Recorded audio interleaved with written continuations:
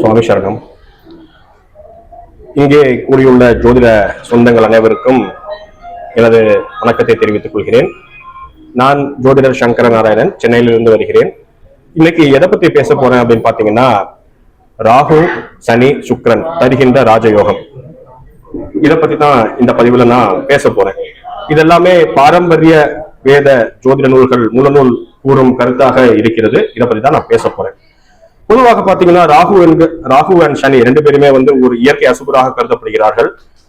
ஆனா சுக்கிரன் ஒரு முழு சுபராக கருதப்படுறார். இவ மூணு பேரும் தருகின்ற ராஜயோகம் இது எப்படி ஒரு ஜாதகத்தில் வேலை செய்கிறது அதை பத்தி தான் நம்ம பேச போறோம்.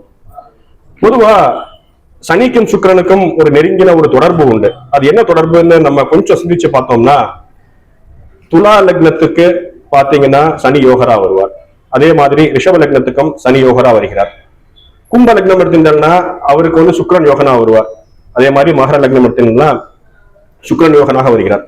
அதனால ஒரு ஜாதகத்துல சனியும் சுக்கிரனும் நல்ல வலு பெற்று யோகம் செய்யக்கூடிய அமைப்பில் இருந்தால் கண்டிப்பாக இந்த இருவரும் நல்ல பலன்களை தருவார்கள் அப்படிங்கிற ஒரு முதல் பாயிண்ட் நம்ம வச்சிருவோம். இப்ப நம்ம ராகுக்கு வருவோம். ராகுக்கு சொந்த வீடு எதுவுமே கிடையாது. அவர் எந்த வீட்டுல போய் உட்கார்றாரோ அந்த வீட்டை சொந்த வீடா பாவிச்சுண்டு எந்த கிரகத்து கூட சேர்ந்து இருக்காரோ அந்த கிரகம் தரக்கூடிய பலன்களை ராகு முன்னின்று நடத்துவார். சோ ராகு இந்த மூன்று கிரகங்களோடு சேரும் பொழுது கண்டிப்பாக நல்ல பலன்களை வழங்குவார் அப்படிங்கிற ஒரு அடிப்படையான முழுநூல் கருத்து இருக்கு. அதை நம்ம மனசுல வச்சுக்கணும் ஒரு ஜாதகத்தை ஆய்வு பண்ணும்போது. இப்போ இயற்கை சுபர் அப்படின்னு சொல்லக்கூடிய சுக்கிரன் கேந்திர திரிகோண ஸ்தானங்கள்ல நிற்பது மிகவும் வலு அப்படின்னு மூலநூல்கள் கூறுறது. ஆனா புலிப்பாணியார் என்ன சொல்றாருன்னா, ஒரு ஸ்பெஷலான ஒரு விஷயத்த சொல்றார் சுக்கிரனுக்கு. சுக்கிரனை எந்த அசுப கிரகங்கள் பார்த்தாலும் அந்த சுக்கிரன் தான் தரக்கூடிய பலனை கண்டிப்பாக கொடுப்பார் அப்படின்னு புலிப்பாணியார் சொல்றார். அதுக்கு ஆதார பாடல் பாத்தீங்கன்னா, கேளப்பா அசுரகுரு கேந்திர கோணம் கெட்டவர்கள் கண்ணிட்டு பார்த்துட்டாலும் ஆலப்பா அசுரகுரு பலனளிப்பார் அப்படின்னு சொல்றார். அதாவது ஒரு சுக்கிரன் ஒரு ஜாதகத்தில் கேந்திர திரிகோண ஸ்தானத்தில் நின்று அந்த சுக்கிரனை இயற்கை அசுபர்கள் பார்வை செய்யும் பொழுது அந்த சுக்கிரன் தான் தரக்கூடிய பலனை கண்டிப்பாக கொடுப்பார், பங்கம் இல்லாம கொடுப்பார் அப்படிங்கிற ஒரு மூலநூல் விதி இருக்கு. அதுதான் சரிங்களா. இப்போ நம்ம சனியை பார்த்தோம். சனி அண்ட் ராகு பார்த்தோம்னா இயற்கை உபஜய ஸ்தானம்னு சொல்லக்கூடிய 3, 6, 10, 11 இந்த பாவங்களில் இருக்கும் பொழுது நல்ல பலன்களை தர கடமைப்பட்டுள்ளார் அப்படிங்கிற ஒரு மூலநூல் கருத்து இருக்கு. இதுக்கு புலிப்பாணியார் என்ன சொல்றாருன்னா, புலிப்பாணியார் தான் நான் கோட் எடுத்திருக்கேன். சனிக்கு என்ன ஸ்பெஷல் ஆஸ்பெக்ட் கொடுக்கிறார்னா, சனியானவர் ஒரு ஜாதகத்தில் 9ஆம் பாவத்தில் நிற்கின்ற பொழுது நல்ல பலனை தருவார் அப்படிங்கிறார். அதற்கு ஆதார பாடல் என்னன்னா, கனமுள்ள நவம் 6 லாபம் 3 கதிர் மைந்தன் அதில் இருக்க விதியும் தீர்க்கம் தனமுண்டு பித்ருதோஷம் சத்ருபங்கம் தரணிதரில் பேர் விளங்க அரசன் லாபம் குணமுள்ள கருமத்தில் நிற்க வல்லான் கொற்றவனே வாகனமும் தனமும் உள்ளான் பொனம் போல போகாதே சபையில் கூறு பூதளத்தில் என்னுடைய புகழுவாயே அப்படிங்கிறார் குறிப்பாணியார். அதாவது சனியாகப்பட்டவர் ஒரு ஜாதகத்தில் 9ஆம் பாவத்தில் நிற்கின்ற பொழுது நல்ல பலனை தர கடமைப்பட்டுள்ளார். சோ சனி 3, 6, 10, 11 9 பாவத்தில் நல்ல பலனை தருவார் ஒரு ஜாதகத்தில். ராகு என்ன பண்றாருன்னா 3, 6, 10, 11 இந்த பாவங்களில் நல்ல பலனை தருவார். இப்போ ராகு நம்ம எடுத்துன்னு வச்சுக்கோங்களேன். ராகு ஒருவருக்கு எப்படிப்பட்ட ஒரு புகழை கொடுப்பார்னா, அன்கன்வென்ஷனல் மெத்தட்ஸ்ல புகழை கொடுப்பார். அதாவது நார்மலா செயல்படுவதை விட ஏதாவது ஒன்று வித்தியாசமாக செயல்பட்டு அந்த ராகுவானவர் ஒரு ஜாதகருக்கு திடீரென்று ஒரு பலனை கொடுப்பார். இப்போ ராகு எடுத்துன்னு வச்சுங்களேன், 2ஆம் பாவத்துல இருக்காரு வச்சுக்கோங்க ஜாதகத்துல, கண்டிப்பாக உங்களுக்கு திடீர்னு ஒரு பணம் வரும். அது எப்படி வேணா வரலாம். நீங்க ஒரு கம்பெனில வேலை பார்த்து வச்சுங்களேன், உங்களுக்கு திடீர்னு ஒரு போனஸ் கொடுக்கலாம். உங்களுக்கு ஒரு நிறுவனத்துல இருந்தாலும் உங்களுக்கு ஒரு போனஸ் அப்ரிசியேஷன் தொகை அந்த மாதிரி திடீர்னு ஒரு பெரிய அமௌண்ட் வரும். அதே மாதிரி நீங்க உங்களுடைய பிற்காலத்திற்காக வேண்டி ஏதாவது ஒரு சொத்து வாங்கி வச்சிருப்பீங்க, திடீர்னு அதை வித்து உங்களுக்கு திடீர்னு ஒரு பணம் வரும். இந்த மாதிரி அன்கன்வென்ஷனல் மோட்ஸ் அதுல ராகுவானவர் உங்களுக்கு திடீர்னு பணத்தை கொடுக்கக்கூடிய தன்மை உடையவர். இப்போ சனி பாத்தீங்கன்னு வச்சுங்களேன், சனி எப்படின்னா ஸ்லோ அண்ட் ஸ்டெடியா அவருக்கு குரோத்தை கொடுப்பார். சனி 10ஆம் பாவத்தில் இருக்கின்ற பொழுது ரொம்ப ஸ்லோ அண்ட் ஸ்டெடி பணம் வந்து கொண்டே இருக்கும். ஆனால் சனி 11 இருக்கும் பொழுது ஒரு பெரிய இன்கத்தை கொடுத்துருவார். அந்த பெரிய இன்கம் எப்படி வரும்னா, ஒரு பெரிய பிக் நெட்வொர்க் ஆஃப் சர்க்கிள்ஸ் அது மூலமாக கண்டிப்பாக பணம் வரும் அந்த ஜாதகருக்கு. இது ராகு அண்ட் சனியை பத்தி. இப்போ ராகு வந்தாச்சுனால எல்லாருமே கண்டிப்பா நம்ம பயப்படுவோம். இப்போ ராகுக்கு ஒரு பாடல், அதாவது பர்வத யோகம் அப்படின்னு சொல்லி ஒரு யோகம் இருக்கு. அந்த யோகத்தை புலிப்பாணியார் வந்து அஸ்தகிரி யோகம் அப்படின்னு சொல்லி ஒரு பாடல்ல சொல்றாரு. 2 பாடலும் ஒரே கருத்தை தான் மையப்படுத்தி சொல்றது. 2 பாடல் புலிப்பாணி சொன்னதுனால அந்த ஜாதகலங்கிறது ஒரு பாடல் இருக்கு. இந்த பாடல் ஜோதிடராக எல்லாருக்கும் தெரிந்திருக்க வேண்டிய ஒரு பாடல். அந்த பாடல் என்னன்னா, ஆமேடம் எருதுசுரா 2 கண்ணி 5 இடத்தில் கருணாகம் அமர்ந்திருக்கில் உண்மையடை தனில் துயிலும் ராஜயோகம் பெற்றிடுவார் வேறும் புகழக்கீரீர் மாறாதே 4 கேந்திரத்தும் இடைவிடாமல் கிரகம் இருந்தால் தேனேவும் பர்வத யோகம் தானாம் சீமானாகும் என்று ராஜயோகம் கூறே அப்படின்னு கூறார். ஒரு ஜாதகத்துல ராகு கேது வந்து மேஷம், ரிஷபம், மகரம், கடகம், கன்னி இந்த 5 இடத்தில் நின்று அப்படி இருந்தாச்சுன்னா அந்த ஜாதகர் நல்ல கம்ஃபர்டபுளான தூக்கம் தூங்குவார், கம்ஃபர்டபுளான பெட்ல படுத்து தூங்குவார்.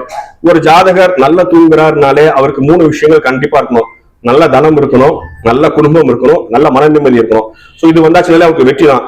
இந்த பாட்டுல இன்னொரு அடிஷனல் கருத்து என்ன சொல்றாருன்னா, இது மட்டும் இல்லப்பா, கேந்திரத்தில் இடைவிடாமல் கிரகம் இருந்ததனால், அதாவது இதை வந்து 2 விதமா எடுத்துக்கலாம். லக்னத்துக்கு கேந்திரமாவும் எடுத்துக்கலாம், ராகு கேது கேந்திரமாவும் நீங்க எடுத்துக்கலாம்.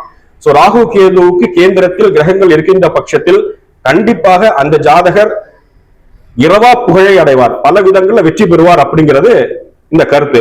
இப்ப நான் சொன்ன இந்த 3 பாடலுக்கும் ஒரு ஜாதகத்துல பொருந்தி வருமா அப்படின்னு பார்த்தா ரொம்ப ரொம்ப கஷ்டம் தான். ஒரு ஜாதகத்துல நம்ம சொல்லக்கூடிய விதிகள் எல்லாம் பொருந்தி வருமா ரொம்ப கஷ்டம். ஏன்னா ஜோதிடம் என்பது வெரி யூனிக். ஒரு விதி ஒரு ஜாதகத்துக்கு பொருந்தும், மற்றொரு ஜாதகத்துக்கு பொருந்துமானா அது பொருந்துற மாதிரி இருக்கும், ஆனா பொருந்தாது. ஏன்னா அதுக்கு வந்து வேற ஏதாவது விதி விலக்குகள் இருக்கலாம்.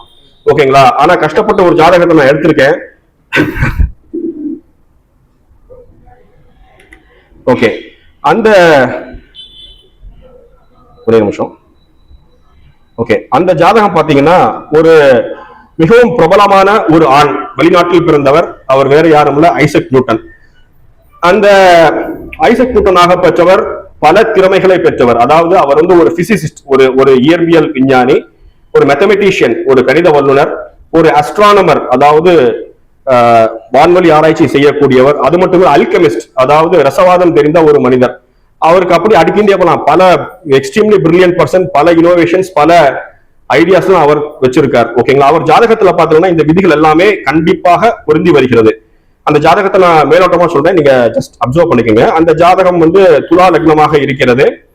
3ஆம் பாவத்தில் சூரியன் புதன் இருக்காங்க, 5ஆம் பாவத்தில் சுக்கிரன் குரு, 6ஆம் பாவத்தில் கேது சனி, 7ஆம் பாவத்தில் செவ்வாய், 9ஆம் பாவத்தில் சந்திரன், 12இல் ராகு. இப்ப நம்ம என்ன சொன்னோம், சுக்கிரன் வந்து கேந்திர திருகோணத்துல இருக்கணும் அப்படின்னோம்.